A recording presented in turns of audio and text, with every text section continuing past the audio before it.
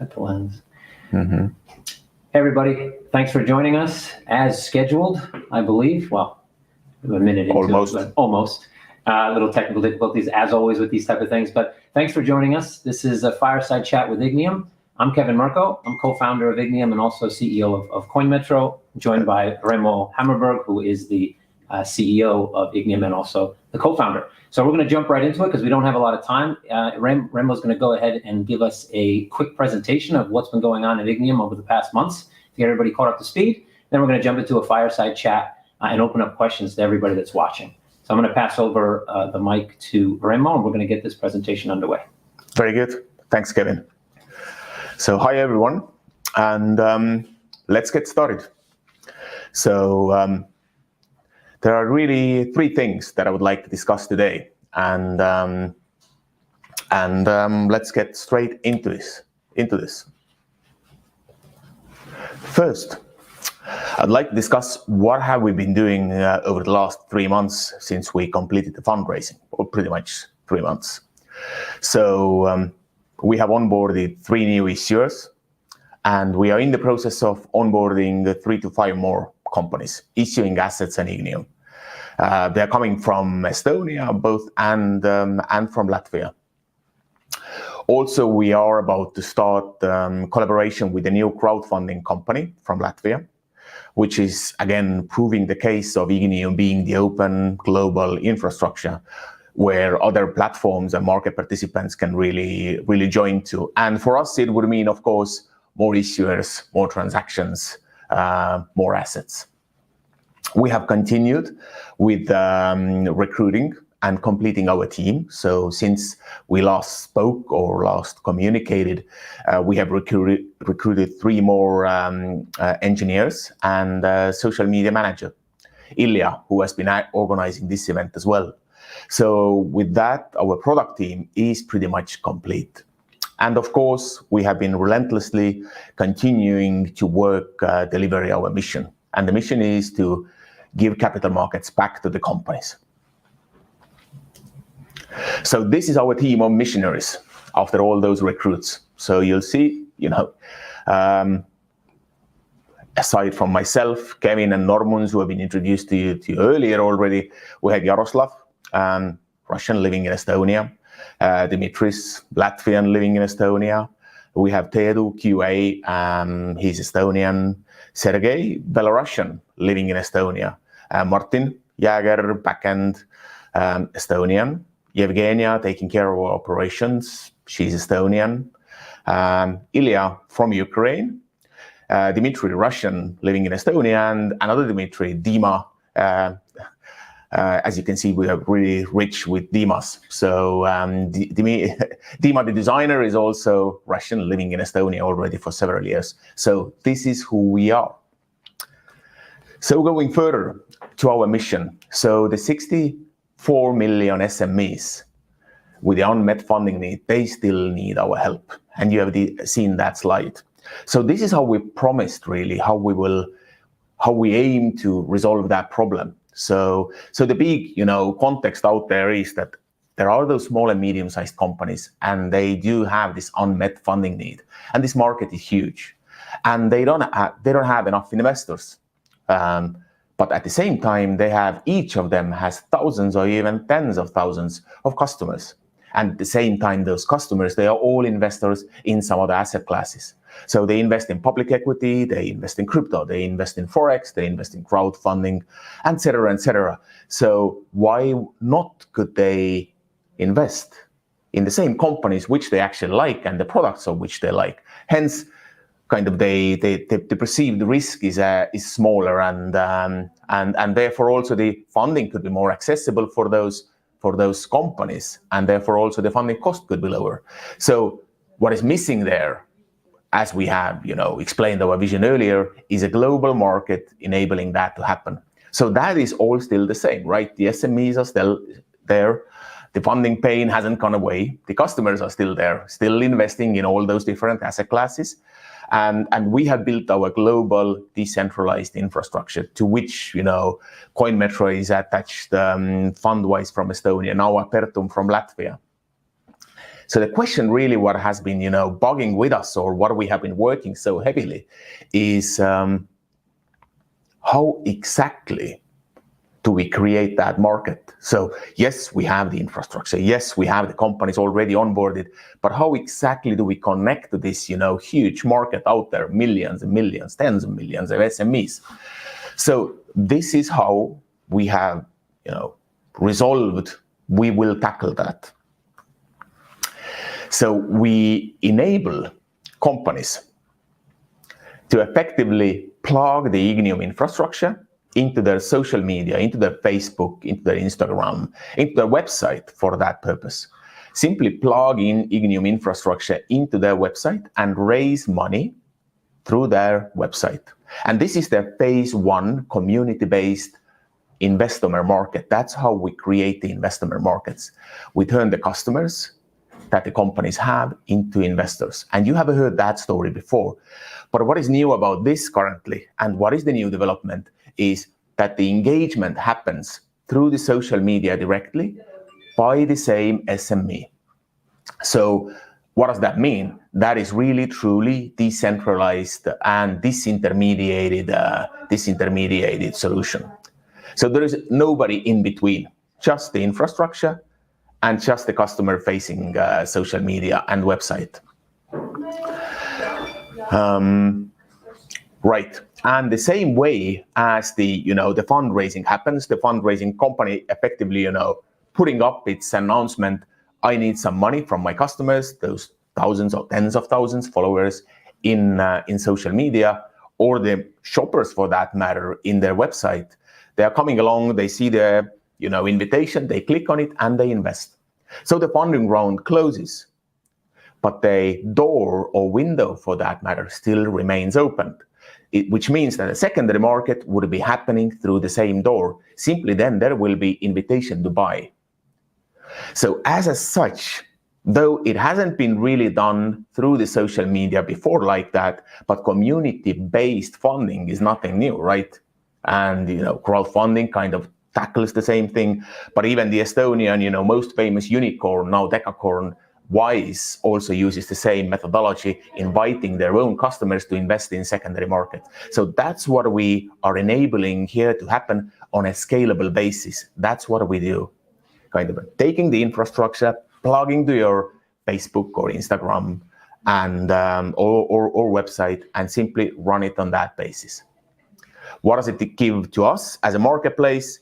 Constant activation and engagement by the SME itself. So this is how the phase one works. Community-based, purely on a company level marketplace. And those companies, of course, there will be more of those. Today, there are already more than one. There are more than 10. But down the road, there will be hundreds. But the phase one of the strategy is to prove it on a company level. So we go forward. The phase two is where Ignium comes into play more visibly. So the investors came, into that ice cream company.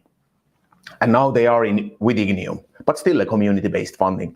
After some time, we invite them or direct them towards the other companies as well, where they can invest and where they are not necessarily a customer. So on the second company, on the red company you see on the slide, where the investor stands, the orange investor, the investor is not necessarily a customer of that company. Simply, it likes that company for the purpose of investment. So that's how the companies start sharing liquidity with one another. This is stage two and phase two. So still, we are currently very busy with a phase one. And then to complete the story, there is a phase three, where we view that the investor from the previous slide, right? The investor here now goes further and also becomes a customer of the same company or another company where it was not investor before. Why it could be so seamlessly done in this coffee company? Because the Ignium company. What happened? Oh, right. Sorry for that. It's technical error. Why it could be done so seamlessly? We are definitely live. Just in case anybody was wondering. Right. So because the Ignium company page, in addition to securities, will be displaying also the products and services what the same coffee company or other companies will be offering. So at the same time, while from social media side, from external side of the company, it will be inviting to invest, from the inside of the Ignium, it will be inviting to purchase. This is the phase 3, and we see it ourselves as still being few years away from us, because we will be very busy of proving and delivering phase 1 and phase 2. Because we do believe that phase 1 in itself is a sustainable business already and will be quite innovative. Just as a side remark, I would be saying that there is actually very recently, few months ago, a startup emerged in London, which is now being backed by pretty known angels and some of the early stage VCs, which tackles pretty much the similar, kind of tackles the issue very much similarly as we do in phase 1. That is creating this raising money through your website feature. So it's, for us, it's a good thing to see that somebody else is barking on the same tree and thinking the same way. That otherwise always the question may emerge about your sanity if nobody else is there. So those are effectively the 3 phases how we have been working on our vision. And this completes, what I wanted to tell you first, what we have been doing. We have been recruiting, onboarding some of the new investors, some of the new companies, one more crowdfunding platform, and delivering our mission.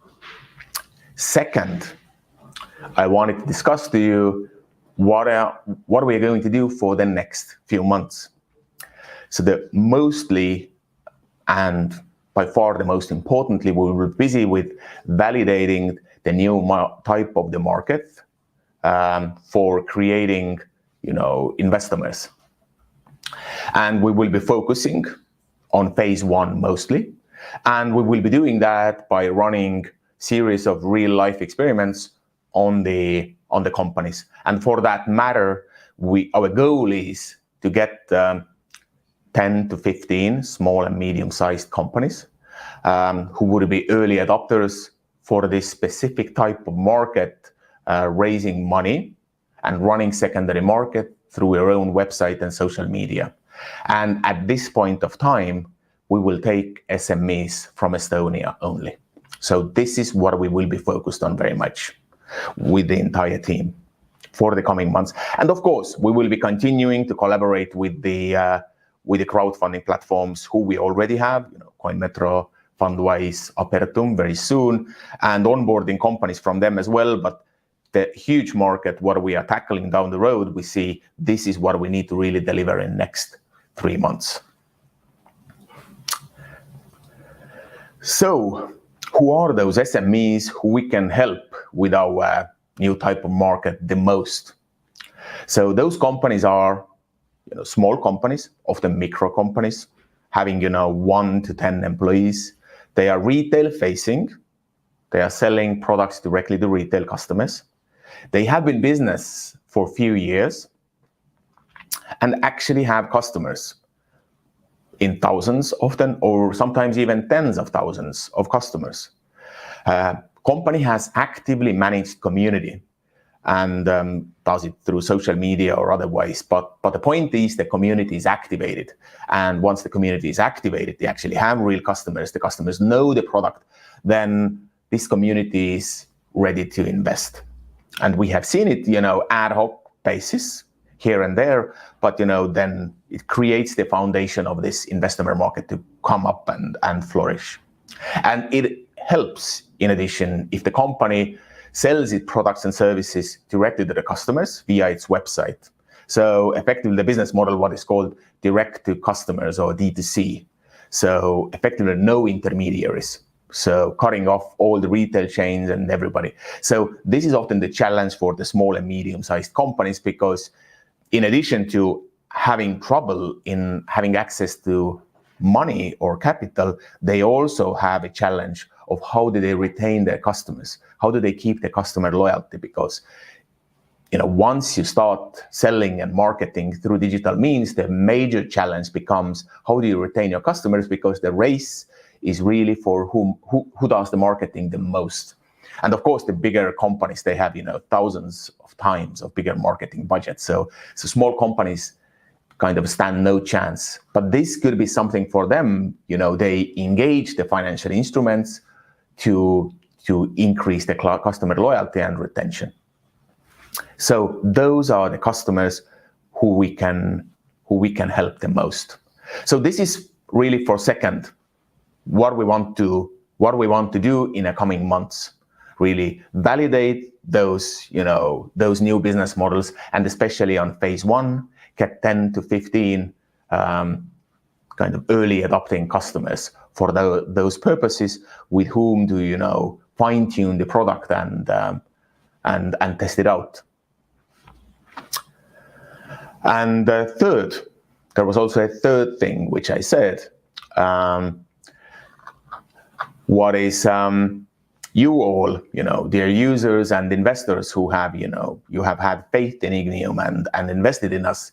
So the third point is really, if you know any of those small and medium-sized companies who would be located in Estonia, then let us know or let them know, and help us to build the company and reach the mission by that way. That would be hugely helpful. Any effort counts. Every effort counts. But with that, I would conclude, and we would open up now back with Kevin. So our smiling faces back on the screen. Amazing. Thank you, Reimo. That was really good. I think when I'm going to start off, we do have some questions that we had previous to this, previous to today's actually event that came in days previous. So we're going to get to those in a second, and then we'll start looking at live questions. But before we do that, I actually have a question or two that I want to ask that I love getting asked, and now I have the chance to ask it to someone else. So, so in the last 6 months or year, what have been kind of the biggest, let's say, challenges for Ignium in terms of, from any angle, whether that be from the admin angle, whether it be from operations, whether it be from, but what have been the kind of biggest challenges that Ignium has had to overcome in the last, let's say, 3 to 6 months? Right. That's we didn't agree on questions. I didn't know you were asking so comprehensive and tough, I always get asked this questions. Question, so I get the chance to ask it today. Right. So let me think now for a sec. What is most difficult? I believe what is the most difficult part is, of course, we're building something which has never been built before. So yes, there was from the beginning this vision of a global capital market, the same journey that we started together with you. Yeah. But how exactly do you make it fit? And you see there is kind of, you start this journey so enthusiastically, but where does it exactly fit? And to be honest, is the world ready? And I'm coming from the conventional, corporate finance world myself, and I thought the world is ready. But, as you all guys might have seen or heard, this is a security token world. It's told to be massive in trillions in coming 10 years. But the first year adoption has been, to be honest, slower than I expected. And that's why kind of, and also finding kind of two things really, kind of what was tough. Seeing that kind of, perhaps we are running a little bit ahead. And secondly, finding the exact fit with the market, kind of like this, raising the money and running the market through the secondary. Yeah, I feel that pain. I mean, I think that many entrepreneurs go through the same thing, but definitely being the first to do something. We had an idea in the beginning. Yeah, we had a dream. That idea was amazing. Yes. But yeah, obviously when you start to actually do something, you find out what works and what doesn't.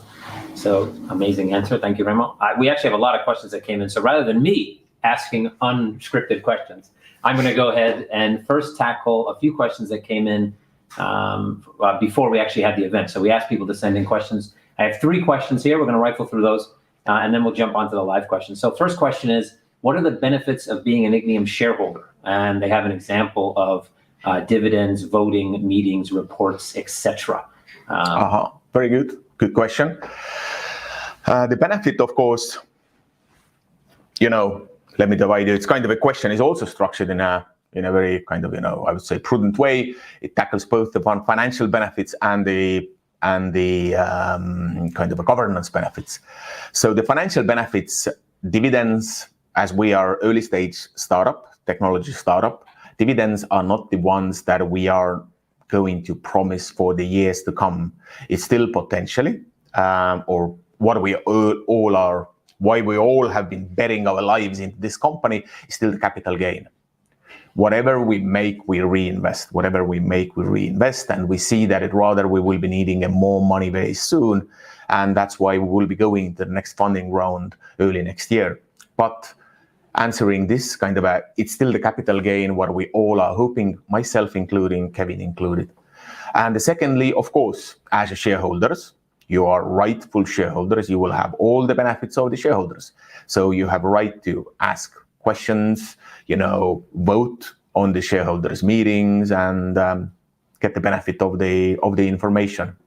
Yeah. So I think a good one there. I think a lot of people that get into this kind of digital shareholding or tokenized shareholding or whatever adverb or adjective you want to place before the word shareholding, think that there might be something drastically different to what it would be if you owned, any stock in any company, whether an A stock in any company or a B stock, depending on the company. But there isn't really. The difference becomes from, and the goal of Ignium is to break down barriers so there's more access to people to invest in these things. There's more awareness, the community aspect, the investor aspect. All that is obviously much more difficult to do, or almost impossible to do, with paper stock certificates or having to deal with the old way of doing things. But in reality, your rights as a shareholder don't change. So if you have a stock in a company, meaning a Class A stock, then it's Class A stock, whether it's delivered to you digitally in a paper envelope or via an email. It doesn't change those rights. Exactly. So coming up on question 2, will Ignium shares be available to be bought or sold, traded on CoinMetro clients? I guess CoinMetro platforms maybe, or other exchanges to improve liquidity, book or liquidity providers in the future. Okay, I think that's like a question to both, but let me start. So for CoinMetro or other crypto assets platforms, financial instruments such as Ignium shares cannot be traded without the relevant license. So that's why the answer is probably no. But there is a very good embedded question probably in there, that how could those liquidities be more pooled? And that is a very good answer. We don't have very good question. I don't have the exact answer, but definitely there could be something. What we are trying to create, is a big community-based, kind of a broad-based liquidity also for the instruments being in Ignium. But yes, crypto platforms are most likely not able to host financial instruments in a near future. So that's why, as far as CoinMetro is concerned, is probably no, and other crypto platforms as well. Yep. So I would echo that sentiment. CoinMetro in particular is going after licensing, but not necessarily, not at all, to basically compete with Ignium in terms of providing access to those type of markets. However, in the future, it could be that in the future more companies decide to go after these licenses, and there's maybe a derivative market or something that exists outside of Ignium. That's a possibility. But I think to be honest, especially from our original talks on the Ignium side, and looking at how decentralized finance and these decentralized ecosystems are starting to emerge, I would imagine in the future that Ignium would be part of, directly and indirectly, a more decentralized settlement process, which would allow for kind of, let's say, decentralized order books to exist, whether through some type of smart contract or something similar. But we're talking about having to have kind of some major changes to overall financial market infrastructure for that to happen. And so Ignium can't do that alone. That means regulation, that means legislation, that means lots of things need to happen. But I think Reimo and I are both kind of still under the impression that that's probably where markets are headed, and Ignium would want to take advantage of that when it happens. Yep. Question 3 that we got before the show, current business. Okay, well, I would say this has been covered in the awesome presentation, but I don't know if you want to recap something here, Reimo, current business developments and goals and objectives. Right. So the kind of really for the goal for the last quarter is not to do, as you saw, the big numbers in terms of sales, but rather to prove this new type of concept and prove that it's a scalable business model. because for any sales really to be go big and marketing go big, we do need more finances. And in order to scale, it kind of requires a building up of an organization and also resources for that matter. So currently, really the focus is really to prove that this and validate that this new type of market, raising money, running secondary through your own social media, community-based, that it actually works. Yeah, absolutely. You got to prove it first. Right, before starting to throw money in big time. Yeah, somebody funny, I'm not going to say who it was, but somebody told us at some point when we first started Ignium, when we were at a few conferences, that we should basically throw 500,000 of our own money into the trash to see what happens, and then go and fundraise. That is actually, I do remember the person, but it's kind of, yes, I was honestly given good advice in his opinion. Yeah. Well, I mean, everybody's got an opinion, I guess. Okay, so Jack has a question here. So afternoon, dear gents. Thank you, dear Jack. How will real estate in Estonia integrate with, I don't know. With my amet, land office. Okay, the register. It wasn't capitalized, Jack, so I thought it was a misword. Okay. The register to enable the tokenization of real estate assets. Can we update the register in real time on chain? Well, that, Jack, is a very fundamental question. And I believe many people are kind of longing for that. But given the kind of a strong land book principle, what we have in Estonia, and that all transactions need to be notarized, the best what you can get at kind of to materialize that vision that you are, echoing in your question, is actually putting the real estate into an SPV, a limited liability company, and move the shares along. Tokenized shares along. And that's when you can achieve what you were saying. And that's how most of the real estate transactions are done real time anyhow in the world, also currently. So, but this is where the kind of a foreseeable future will be. Land registers moving to decentralized ledgers, being updated real time, taking notaries out of the system, therefore, to get it really agile and fast. That will take time. Yeah, I believe that will take time longer than security token adoption. Yeah. Real estate is very old school in many ways. And the values are so, and why does it take kind of a side remark, not to get sidelined too much, but it's kind of, if you think, on a societies in general, then people's homes are there. Huge values are tied up, right? It's kind of, that's why, and this is for vast majority of the people, the biggest investment what they ever make. So that's why there is so much cautiousness in the system. Yeah, and usually when there's big investments involved, speed is not necessarily anyone's first priority. Exactly. When you're making an investment for 1,000 euros, you generally want to see that happen quickly. Especially the type of investor that makes small investments generally wants to see things happen fast. And if they don't, they go to try to go elsewhere, or they just don't bother because it's a small amount of money and they don't want to wait. But if you're making an investment into, especially large scale, 100 million, 150 million, 200 million into a real estate deal, if you got to wait a few days, weeks, months, that's just, they're not going to walk away from the deal. Right. And if you speak about secondary, then there are options through, securitization, tokenization. But if the SPV model, like Reimo said, is absolutely how it can be done.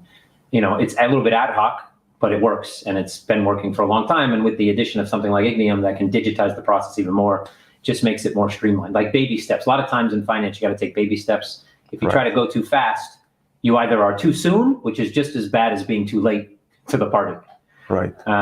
Okay, there's one. This one's FTX is a scam, maybe. Opinions on whether potential competitors like Bitfinex Securities, LCX, laugh out loud. I would also laugh out loud at that one. Bitpanda or any others I missed are doing anything innovative. That's for you. Yeah, I'll take that one.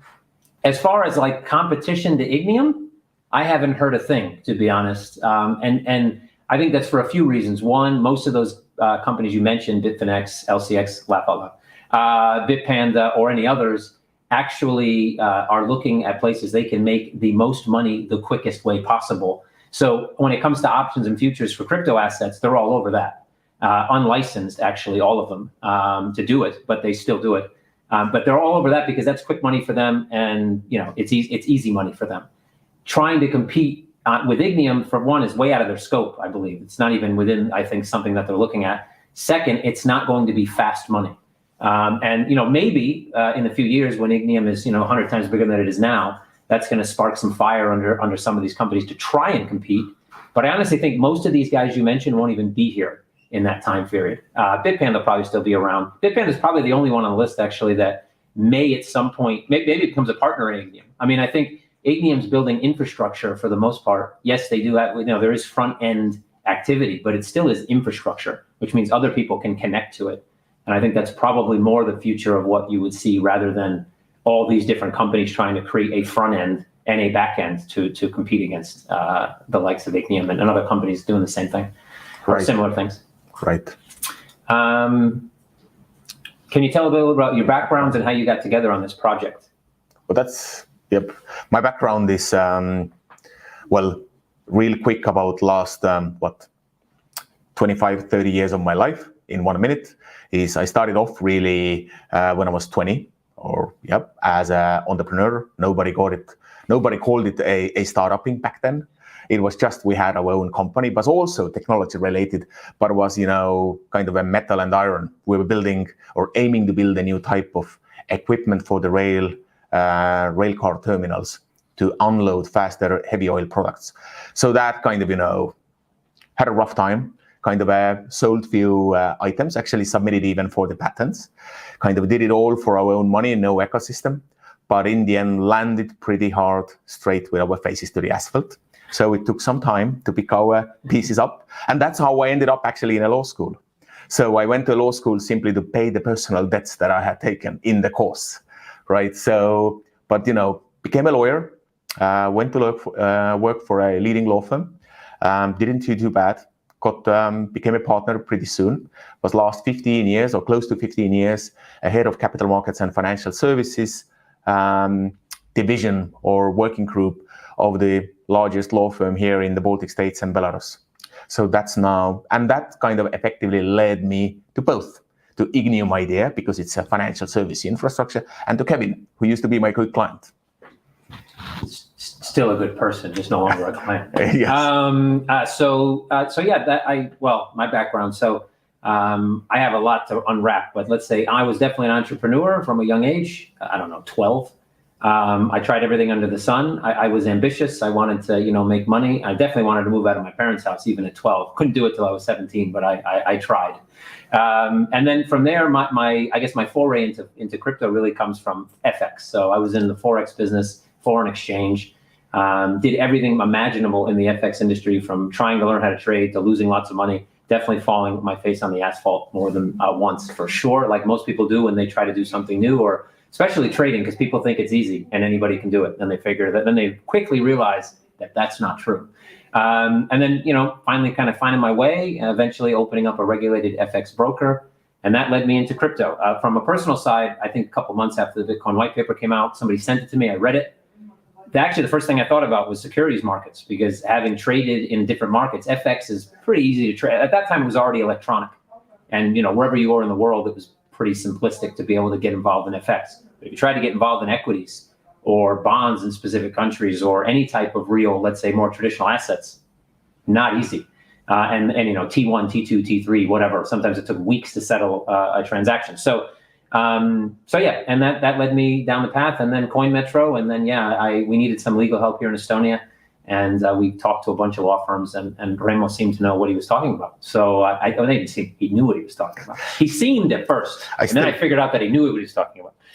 Perception is still there. Yeah, yes. The perception is still there. He still knows what he's talking about. That's how it happened. And one day I was in his office. We had a discussion about something completely different, something to do with CoinMetro. I don't remember what it was. I think it was a legal opinion about something. And I was about to get up, and he said, "Oh, I have one more thing." It's kind of like the Steve Jobs moment, one more thing. And then without him even finishing the sentence, I think I finished half the sentence for him about what he had in his head. And that was it. That was the origin. And it took a little bit of time to get started. It was, we were both doing other things. And now, Reimo kind of spearheading everything, because he's full time, in the mud, wrestling and trying to get things done. And I provide support where I can. There we go. So hopefully that answers the question. Right. It was pretty thorough. Yeah. It would be great seeing some more real estate deals on Ignium, tangible round 2 or something new. I can touch on the tangible round 2 thing. That's actually, I think that will be a thing. Tangible, though, is currently establishing an entity in Estonia to be able to do a second fundraise through CoinMetro and Ignium. So we don't really have a schedule yet. I can't say that it's in the books, but it is definitely something that we want to do. That project is still ready, willing, and waiting to go through the process of building and all that cool stuff. So, and as far as other real estate deals, I'll leave that one to Reimo. Maybe there's something cooking. Nothing immediate, but we have been discussing really real estate projects, and again, especially a small scale where you can, get the necessary equity or get it going. But indeed, real estate would be an interesting asset class, especially small scale real estate. But there's also another real estate project. We saw a comment here from Jack just a bit ago. So I've had some discussions with him about a potential tokenized real estate project, pretty much right in downtown Estonia. Downtown Estonia, Jesus. Well, it's that small. Sometimes you think it's downtown Tallinn, which is a city in Estonia, for those who are bad at geography. That's code word for Americans. But anyway, there is another discussion. Again, right now there's nothing concrete, but it could be quite interesting. It ties in lots of aspects of crypto, but as well as Ignium and tokenization. So we'll see. But that's probably months away from something happening, but still interesting project. And we'll be talking about more on that on the CoinMetro side as well as we get closer to potentially helping them through that process. Right. Primary trading on bonds, equities will be on Ignium. When can we expect derivatives trading on CoinMetro? I guess that's a me question. So good question. So if you remember, if we go way back to white paper days of CoinMetro, the first idea was that CoinMetro, we could trade anything. That was kind of the, let's make a platform where anything can be traded. And again, like the first idea of what Ignium was going to be, which was going to be kind of this hub for MTFs to connect to, it's a great idea. And then, you have to pivot at some point because you realize that that amazing idea might not actually be the best idea as you start to go operational. But the world is not there, or many reasons, yes. Yeah, world's not there. The hill is too high to climb right now, whatever the issue may be. And so, CoinMetro is going to go after licensing that would potentially allow us to open a derivative market. But I can't really tell you if we will ever open a derivative market. It really depends on a lot of things. Ignium itself may decide to go down the path of providing, some type of liquidity repos, for example, which potentially could be a great business or revenue source for Ignium. So obviously, sitting on both sides, I need to do what's best for CoinMetro. Also need to do what's best for Ignium. And so, from the CoinMetro standpoint, right now we don't really have a timeline. I can't tell you whether we're doing it or not.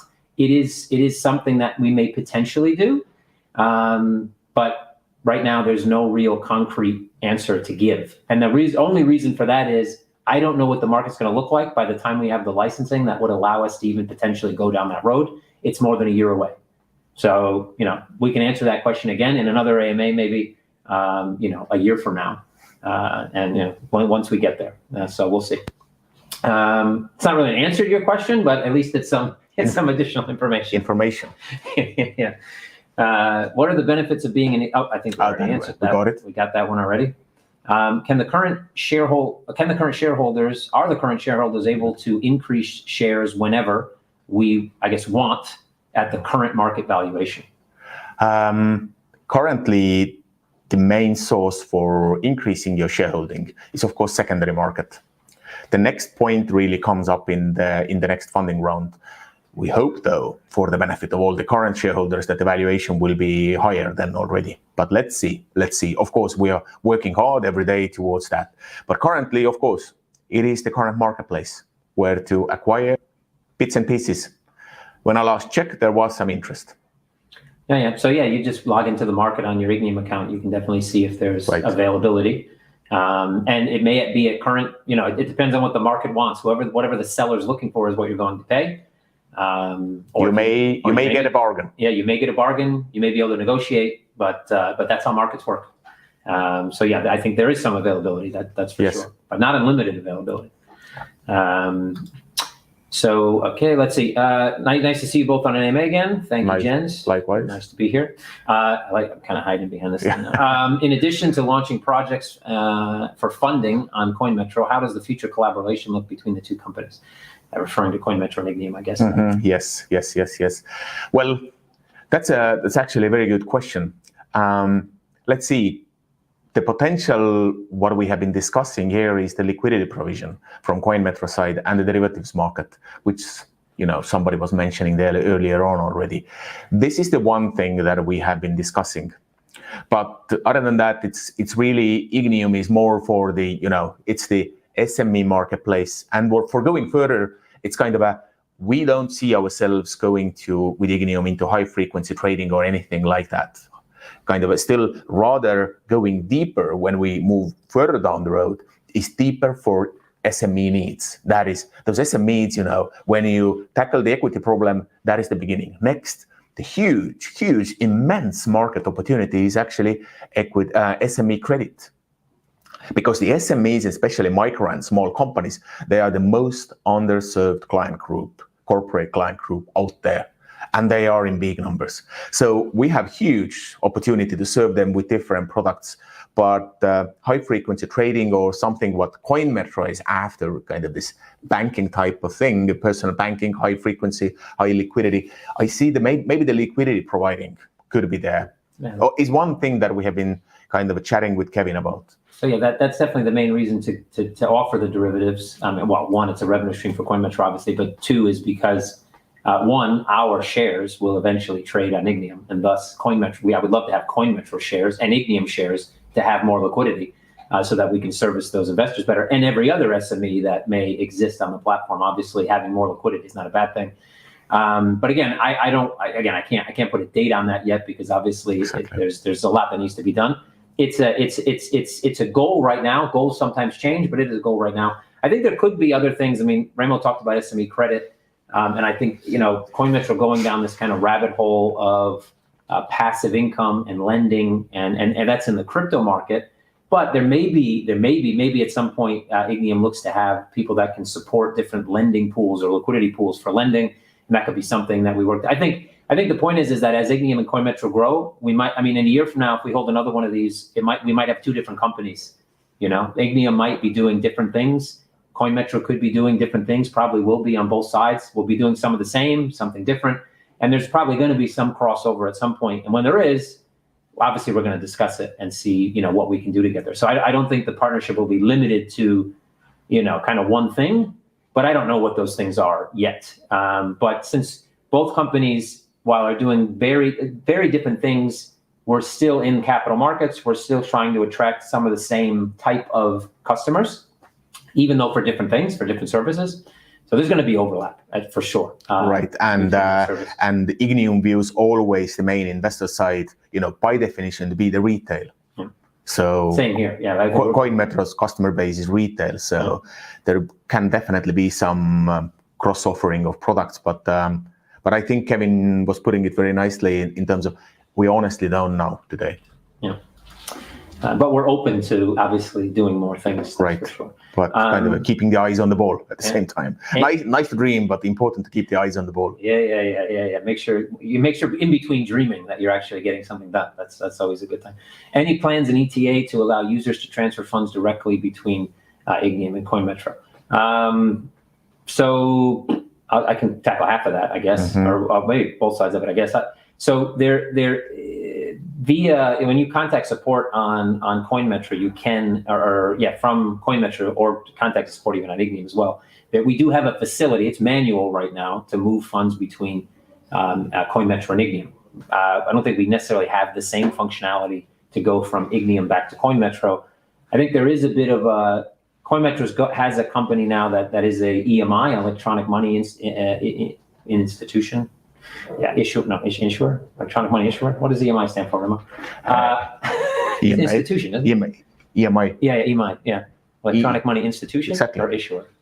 Institution. Institution, yeah. Okay. See, this is why you need a lawyer in the room sometimes. Institution, yeah. So anyway, the point is that would enable CoinMetro to allow for more money transaction, like third-party money transaction. But then the question, I guess, would lie on Ignium's side as well as to whether that even makes sense. Obviously, if Ignium was going to do something down that realm to allow for fund transfer between, let's say, Ignium and some other counterparty, it would make no sense just to do it for CoinMetro. So it's something more about all the other platforms. Is it going to make sense to have some type of, two-way transmission possibility in the long term? Because doing it with one partner is work that may not actually lead to, any real usage, and there's no revenue there either. So I think it would have to be something more global for Ignium rather than just doing it for CoinMetro. But I don't know, Reimo's thoughts on that one. I think it's pretty elaborate answer. Okay. And we have quite a few questions to go. And and not much time to do it. So SME could also list as penny stock to fund money or money lender or peer-to-peer lending and bank loans, etc. How does Ignium stand out? Basically, there's a lot of options to raise money. This leads us what this person's saying. What makes Ignium stand out from the crowd? That's a fair question. So having been in SME space quite some time, it's easy to answer. First of all, starting from the back, for SMEs, bank products are not available. That is simply the fact, because when SME and especially micro company goes to the bank's answer will be, yes, thank you for coming, but your capital structure is too weak. What does that mean in plain English? That means you don't have enough equity. So where do you get equity? So for that matter, you can go to the stock market and raise your equity. The minimum deal size should be 10 million. Or preferably 20 to make it a little bit worthwhile. Otherwise, it doesn't make any sense in terms of fees, right? But we are talking about companies who need money between 100,000 and 1 million. That's where the vast majority of those 64 million companies are, right? So for them, the only viable alternative actually is a crowdfunding.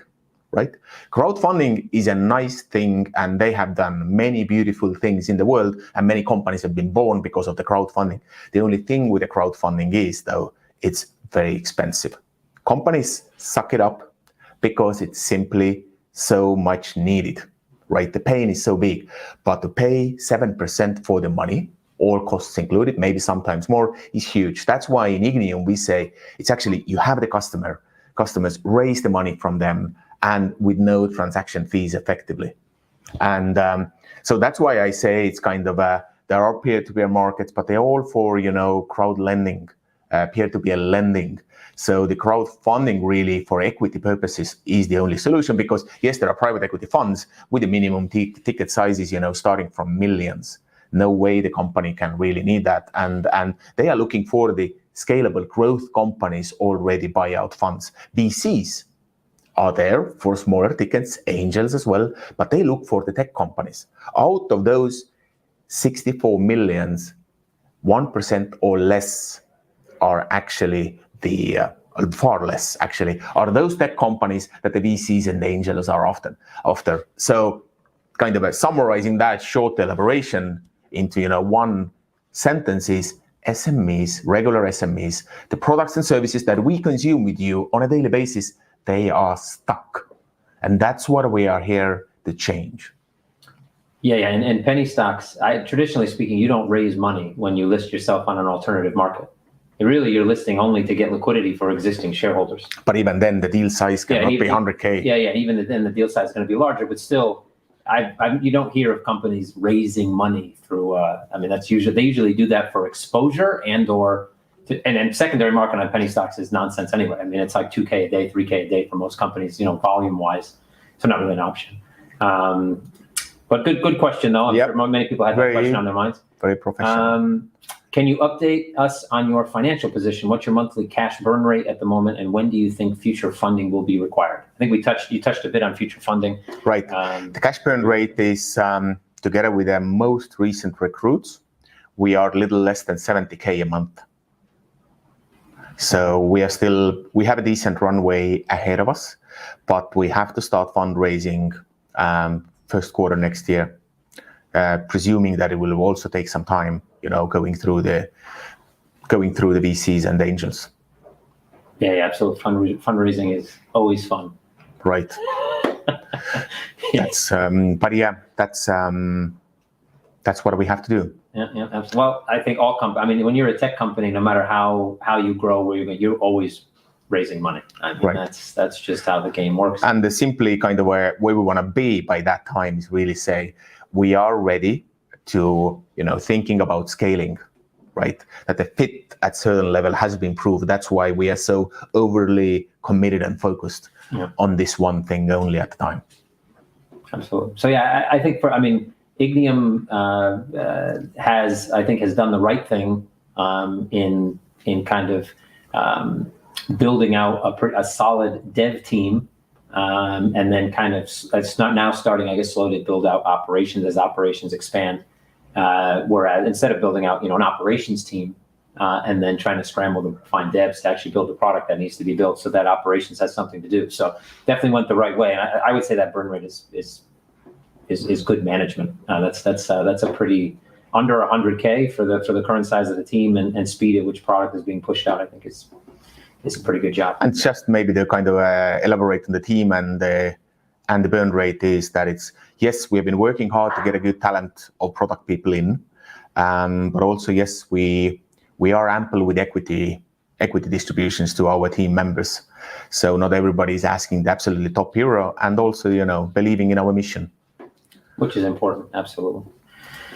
How was the Ignium share price of 1766 euro established from the last offering, and what will be the catalyst to support and increase its value in the future for Ignium shareholders? Great question. Very good question.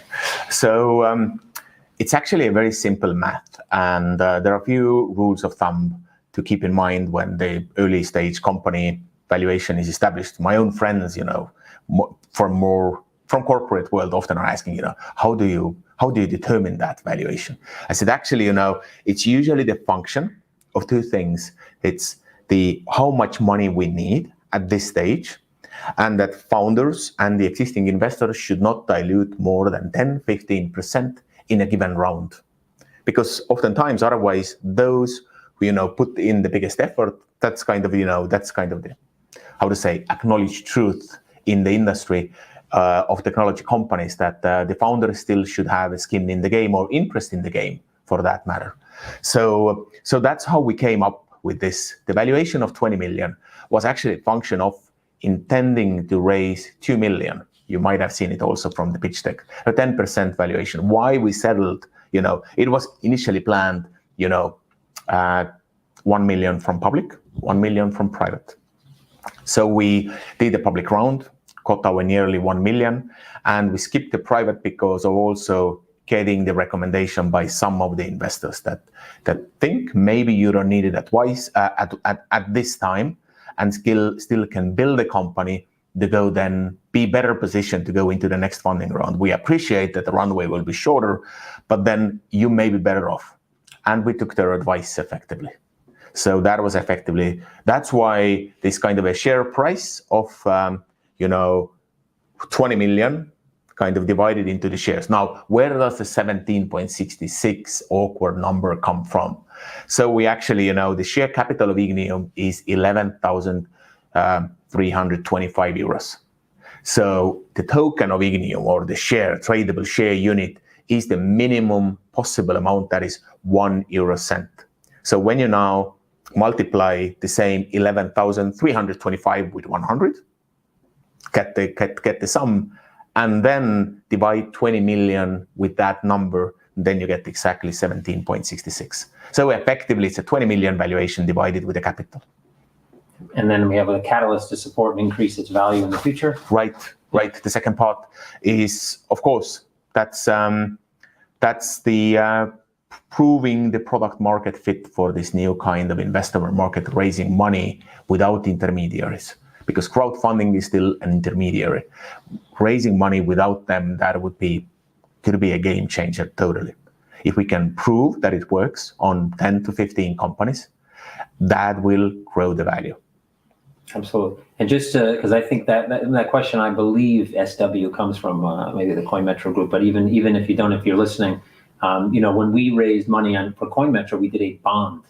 So the way the bond is valued, the way you put value on each individual bond is much different than how you do it on shares. So that's why this is not a round number. Whereas the bond, we could kind of pick and choose, based on how many bonds we wanted to issue versus how much money we wanted to raise, what each bond price was going to be. And here it's based on the amount of capital, the share capital you actually have versus the minimum amount of share capital someone can own, and the valuation of the company, as Reimo explained.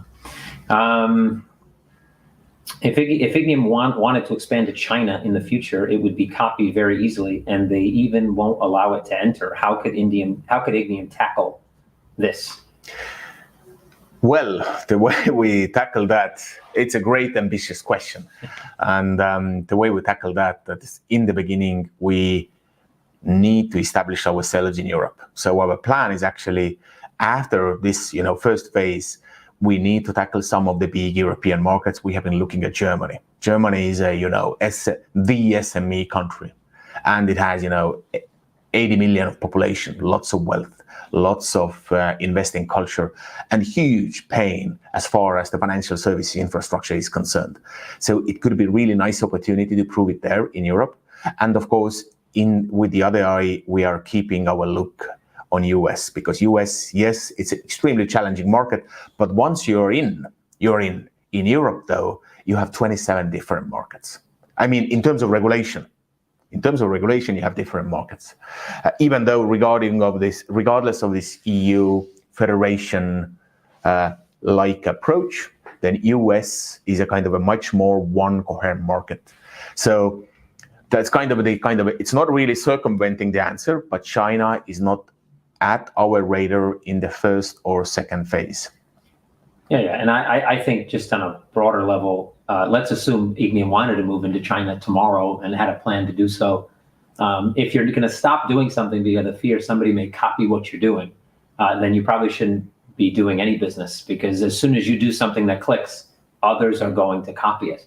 But that's not necessarily a bad thing, to be honest. That if you look at any other company that's especially tech companies, Amazon, and it took 17 years for Amazon to be profitable. Lots of people tried to copy Amazon's business model.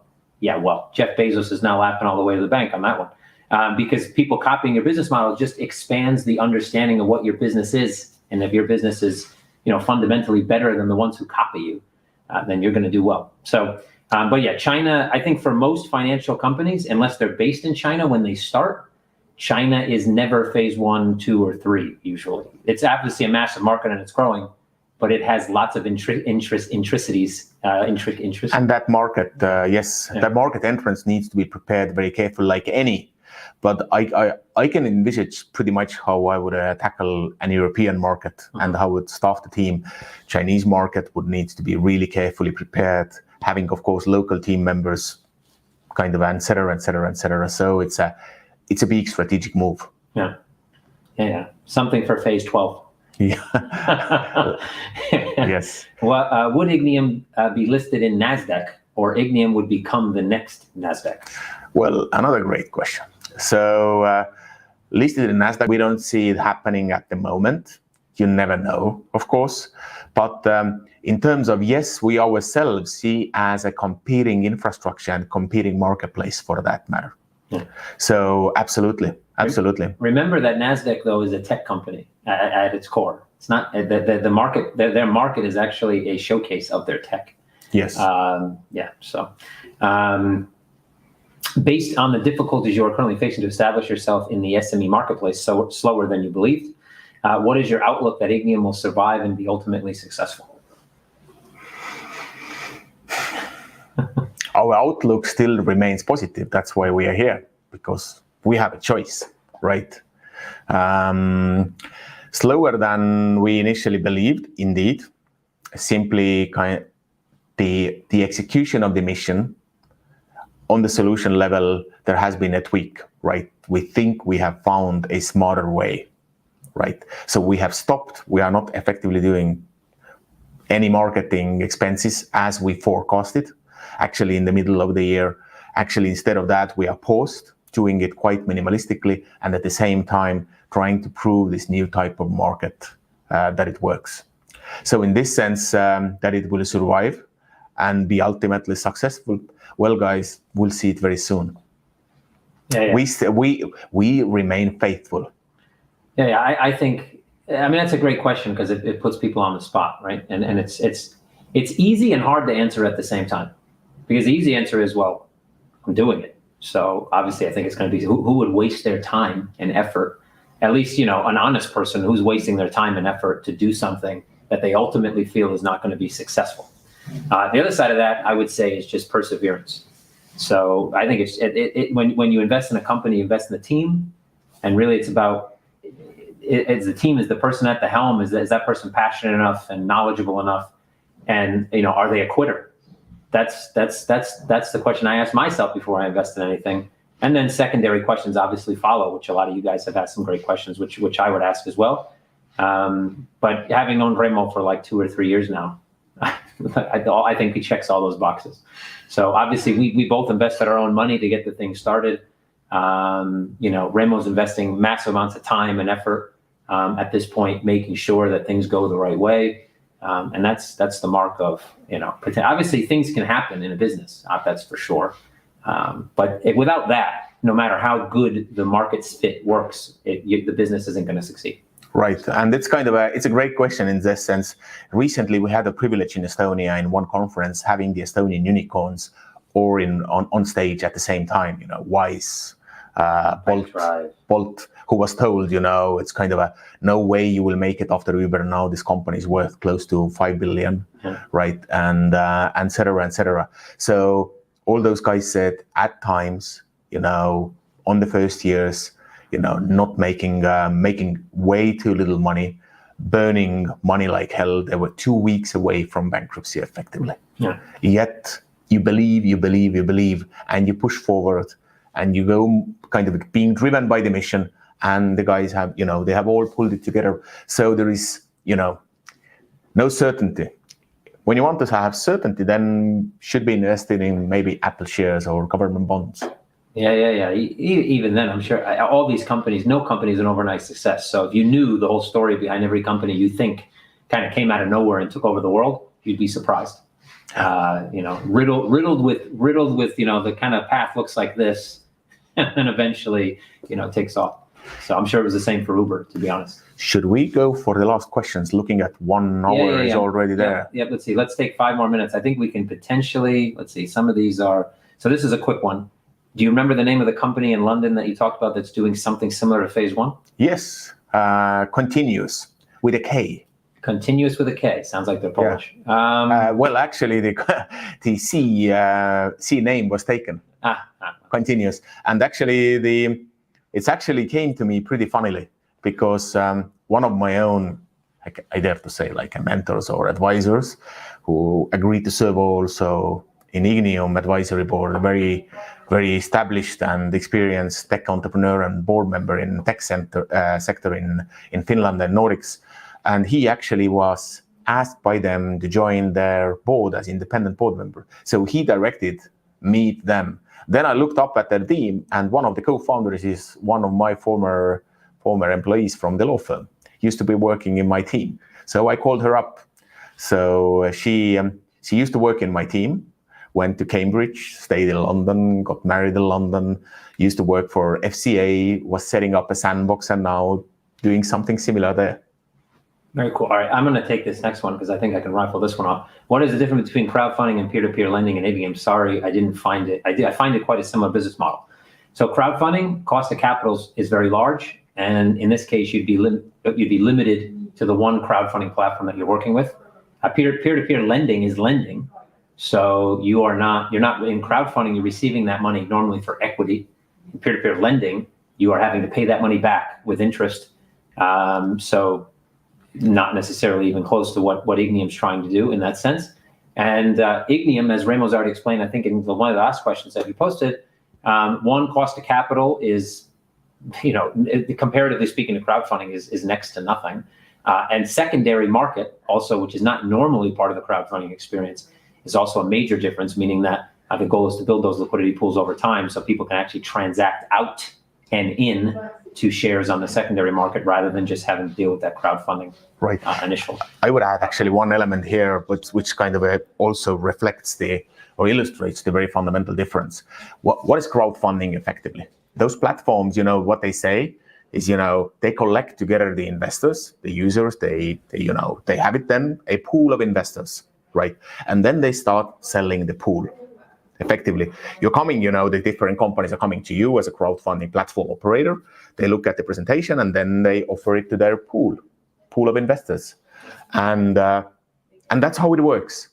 And the name of the game is who builds the biggest pool, and the pools are not interacting with one another, which is a shame, right? In Ignium, we're trying to change it to some extent, different crowdfunding platforms connecting to the same pool, but still, it's kind of the name of the game is building the pool, and that's why when you look around at the crowdfunding platforms, the biggest ones out there, like Kickstarter, they are not scaling. After all those years, after all those positive, media coverage and everything, they're not scaling. But they have done amazing job when bringing new companies to the market. As opposed to this, in Ignium, we are not selling companies their investors. We are not reselling them their customers, right? So effectively, what crowdfunding platforms doing, bring us your customers, will package a transaction, and we will advise you through the process, which is also a very important part what crowdfunding platforms do. Manage your project. Effectively, what we do, we are not selling you your customers. We are just giving you the infrastructure, how you can convert your own customers into your investors. So as opposed to creating a silo or pool, we are simply providing infrastructure, open infrastructure. And connecting silos, really. Really. It's and that's why that is a big difference. We are not building a silo. We are not selling your own customers to you. So this is the last one we'll take. There's a few others, but I think we covered more or less those questions already. So I think this was a good one to end with. Will there be updates for shareholders to keep us informed, or will you be accessible via Telegram, email, etc.?